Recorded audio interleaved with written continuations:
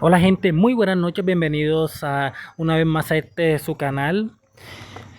Hoy les traigo una nueva historia llamada DXD, Terror y más terror. Esta historia para mí será revolucionaria para el canal, será un antes y un después entre todo el contenido que hemos estado subiendo.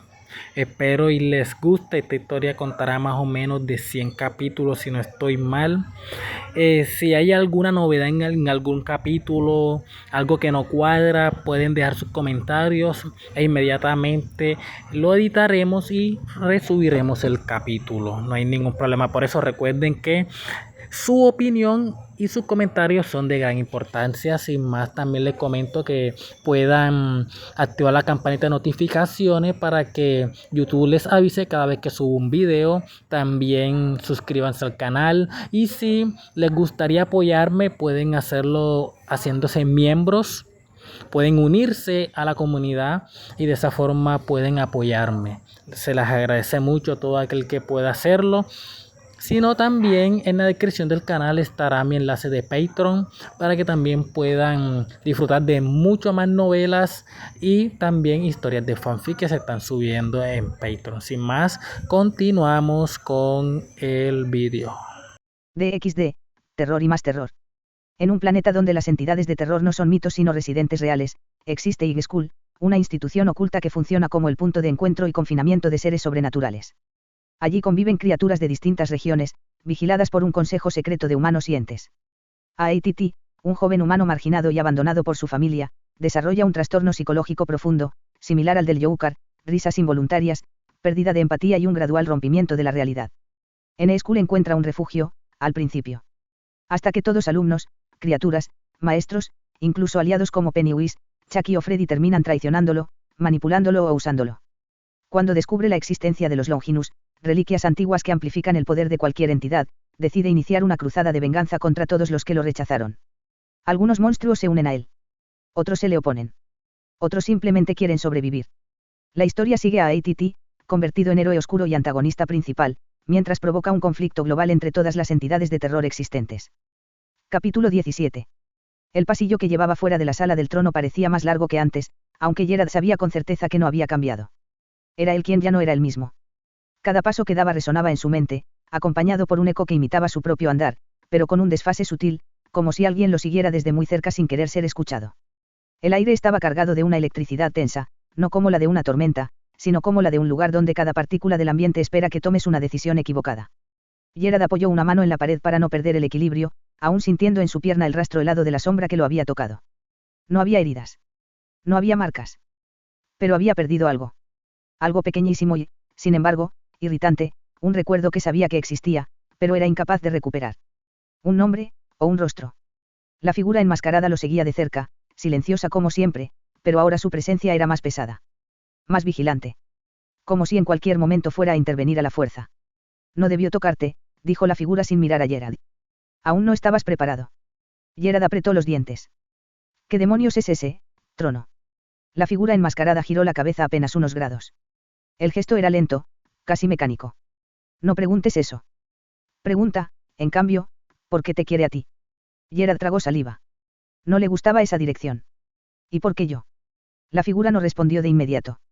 Caminó unos pasos hacia adelante, deteniéndose frente a una bifurcación que Gerard juraría no existía antes.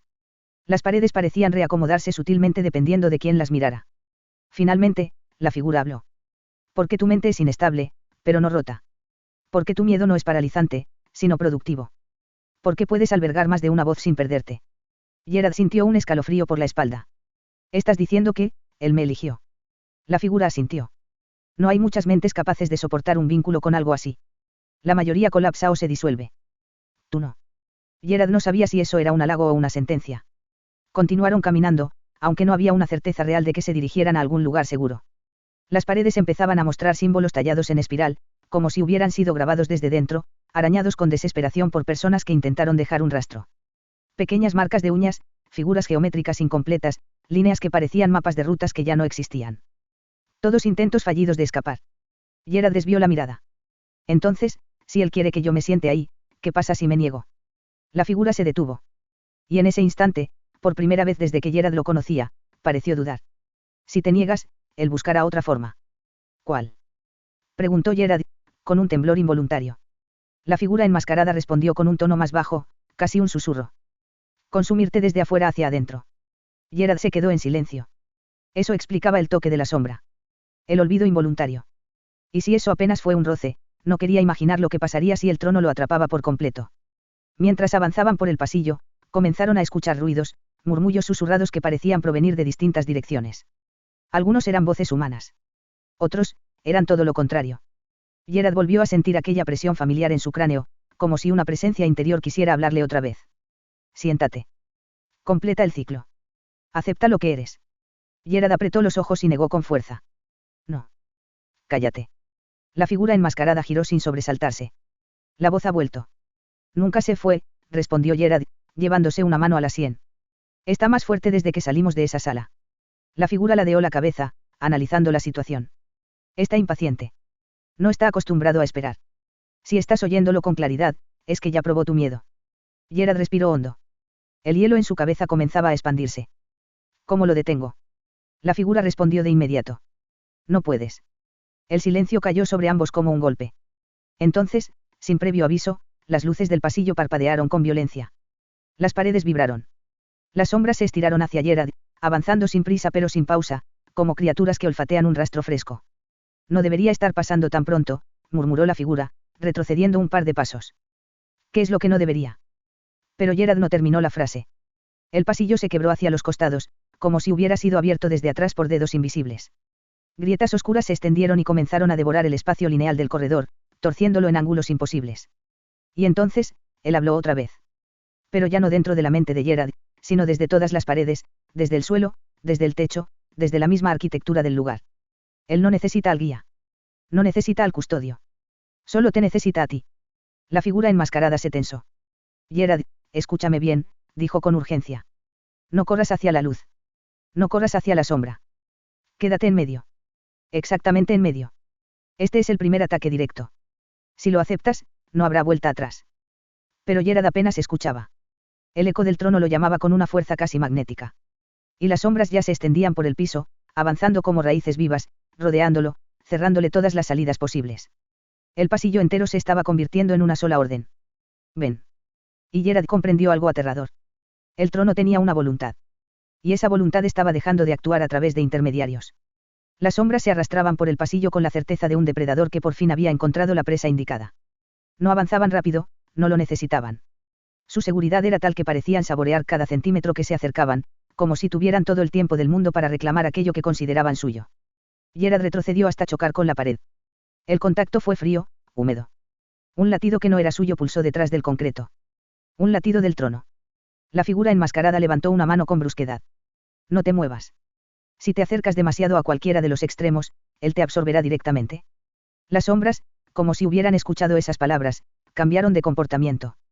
Ya no avanzaban al azar. Ahora formaban un patrón. Un círculo. Un círculo que encerraba a Gerard como si fuera el centro de un ritual. El eco de la voz del trono volvió a inundar el aire, pero esta vez acompañada de un murmullo que parecía compuesto por cientos de personas hablando al mismo tiempo. Aunque no eran personas. Gerard lo sabía. Ya te vimos. Ya te sentimos. Ya no puedes esconderte. El corazón de Gerard golpeó contra su pecho tan fuerte que por un instante creyó que lo escucharía también la figura enmascarada. ¿Qué significa que sepan mi nombre? Preguntó, con la voz quebrada. La figura respondió sin quitarle la vista a las sombras. Significa que ya te reconocieron. Significa que ya eres parte del mapa mental del trono. Significa, que ya no eres un espectador. Eres un candidato. Gerard sintió un vértigo punzante. Pero yo no quiero ser nada de eso. La figura enmascarada giró lentamente la cabeza. Eso no importa. Nunca importó. El pasillo comenzó a deformarse otra vez. Las luces se apagaban y encendían con cada latido de las sombras. El suelo respiraba, expandiéndose y contrayéndose bajo los pies de ambos. Gerard dio un paso atrás, aunque sabía que no tenía a dónde ir. ¿Por qué yo? Logró preguntar, aunque la garganta le ardía. ¿Por qué no otro? Hay millones de personas en el mundo. La figura enmascarada suspiró, como si esa pregunta fuera una que había escuchado demasiadas veces. El trono no elige por números. No elige por fuerza. Elige por fracturas. Gerard parpadeó. Fracturas. La figura asintió. Traumas, miedos, culpas, pérdidas. No importa cómo lo llamemos. El trono siente los vacíos internos mejor que nosotros mismos. Y tú tienes uno muy grande. Uno que no has querido enfrentar. Gerard sintió un nudo en el estómago. Sabía perfectamente de qué hablaba. Lo había enterrado tan profundo que a veces olvidaba que existía, pero el trono no lo olvidaba. El pasillo dejó de temblar. Por un instante, todo quedó en silencio absoluto. Un silencio tan puro, tan antinatural, que Gerard sintió un dolor leve en los oídos, como si su cuerpo no pudiera procesar la falta total de ruido. Entonces, la sombra principal se elevó del suelo, tomando forma humanoide. No tenía rostro, pero tenía presencia. Una presencia que sabía demasiado sobre él.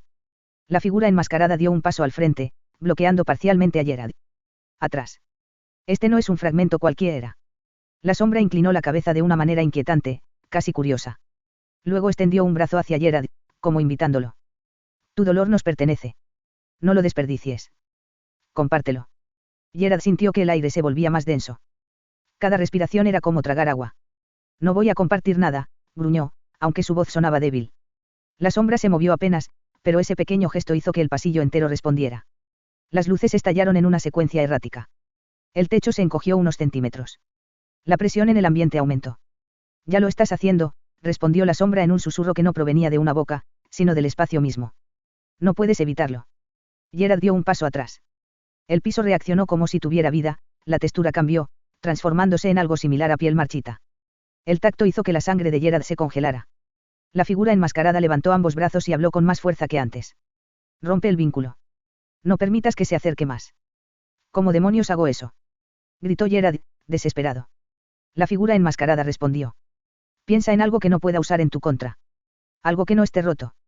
Gerard abrió los ojos con shock. Era un truco cruel. Él no tenía nada así. Todo lo que lo formaba, todo lo que lo definía, estaba fragmentado. Las sombras se acercaron otro centímetro. No luches. No niegues lo que eres. Ven con nosotros. Gerard cayó de rodillas.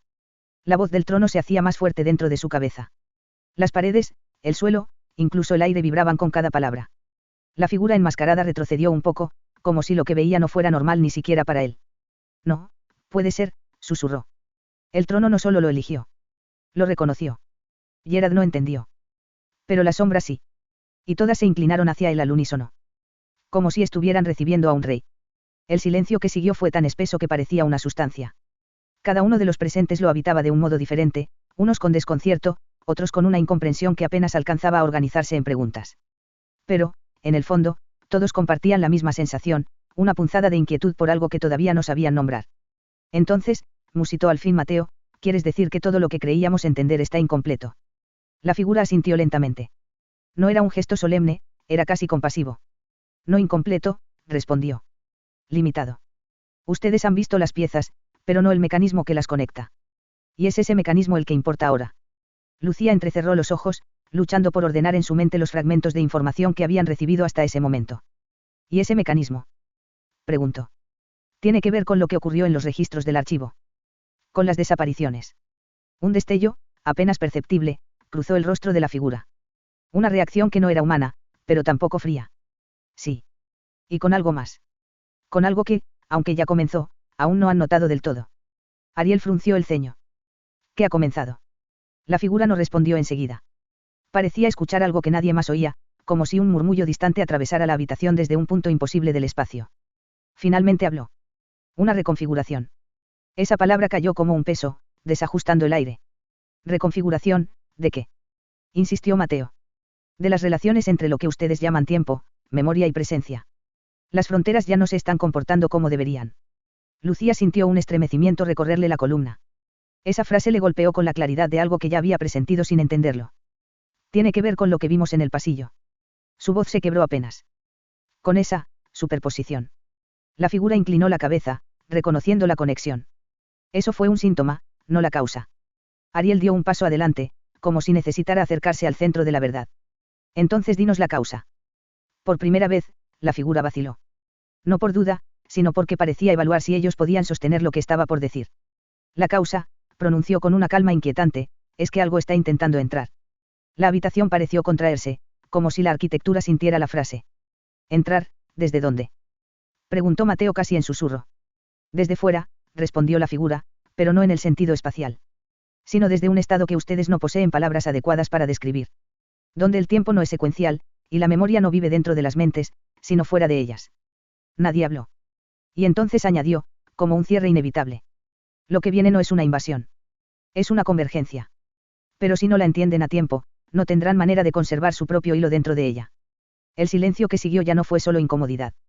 Fue miedo. El aire pareció volverse más pesado después de esas palabras, como si la simple idea de una convergencia alterara la atmósfera misma.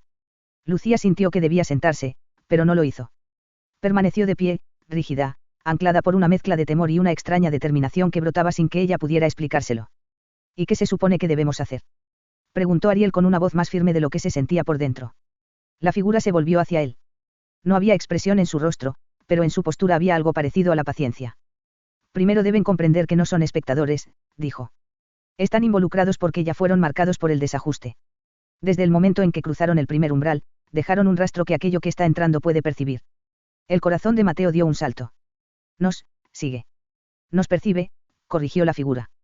No tiene sentido hablar de seguimiento, porque no se mueve de forma lineal. Pero sí, son visibles para ello.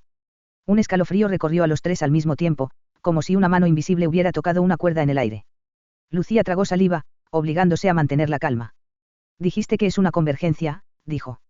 Eso implica dos cosas, que algo viene hacia nosotros, y que algo de nosotros va hacia eso. ¿Qué parte se está moviendo ahora? La figura la miró como si evaluara una respuesta correcta. Lo que viene hacia ustedes se adelanta, explicó. Lo que se de ustedes ya comenzó, pero aún no se manifiesta por completo. La convergencia es inevitable, pero no su forma final. Ariel frunció el ceño. ¿Qué determina esa forma? Sus decisiones, respondió la figura sin dudar. Y la manera en que enfrenten aquello que está desbordando las fronteras. Mateo, que había permanecido en silencio, finalmente habló. Si lo que entra no es maligno, ¿por qué todo esto se siente tan amenazante? La figura hizo un amago de movimiento, como si quisiera acercarse a él, pero se detuvo. Porque, aunque no sea maligno, no es compatible. Su presencia altera las estructuras que sostienen su percepción. A ustedes les parece peligroso porque su mente se organiza en líneas, en continuidad. Y lo que viene no tiene continuidad. Todo ocurre a la vez. Lucía respiró hondo, sintiendo un temblor en las manos. Aquello no era solo información, era un desarraigo conceptual. Entonces, dijo lentamente, ¿qué hacemos ahora? Por primera vez, la figura pareció mostrarse solemne. Deben ver, respondió. Y deben recordar lo que vean sin intentar encajarlo en sus categorías habituales. Si intentan explicarlo con la lógica que conocen, se romperán ustedes, no la lógica. Ariel miró alrededor. Algo había cambiado en la habitación, aunque nada visible lo indicara. Era como si el espacio se hubiera tensado, esperando. ¿Ver qué?, preguntó. La figura extendió una mano. No para tocar algo, sino para señalar un punto en el vacío, justo detrás de ellos. Lo que ya está aquí. Los tres se dieron la vuelta al mismo tiempo. Y entonces lo sintieron. No un sonido. No una presencia. No una imagen. Era como si su mente hubiese sido empujada un milímetro fuera de su posición natural, obligándola a percibir un ángulo desconocido de la realidad. Una vibración profunda, más cercana a un recuerdo que a un estímulo. Algo estaba entrando. Y al mismo tiempo, algo dentro de ellos estaba respondiendo.